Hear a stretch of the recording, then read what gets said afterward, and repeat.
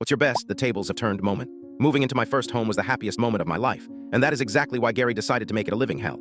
Gary had lived on our street for 20 years and treated the city ordinance book like a holy text. I put every cent of my savings into my place, so the last thing I needed was a neighbor who viewed a blade of grass over 3 inches as a municipal crime. It started small. A note on my door about my trash cans being out 10 minutes too early. Then it became a sport.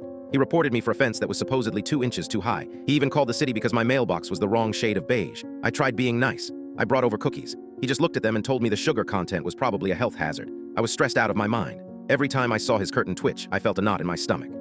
I could not afford a legal battle or a massive fine. I just wanted to live in peace. But Gary did not want peace. He wanted control.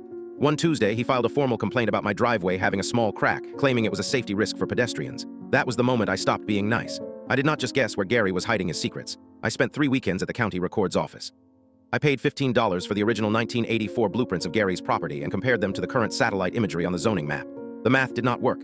His back porch and the new sunroom were nearly 600 square feet larger than any permit on file. He had built a massive extension without a single piece of paperwork. I did not tell him. I just waited. I spent 2 weeks documenting the exact measurements from the sidewalk. Then came trash day. The city inspector happened to be in the neighborhood for a routine sweep. While Gary was standing in his driveway, screaming at me because my recycling bin was slightly crooked, I walked over to the inspector. I did not complain about Gary. I just asked him to verify if the sunrooms on this block were up to code for safety. The inspector walked over to Gary's yard. He spent 10 minutes measuring the foundation. Then he looked at Gary and said, "This entire rear extension is an illegal structure and a public hazard." Gary's face went from red to a ghostly white. He started screaming, calling the inspector a liar and trying to physically block him from the porch. He was shaking so hard he almost knocked over his own trash can.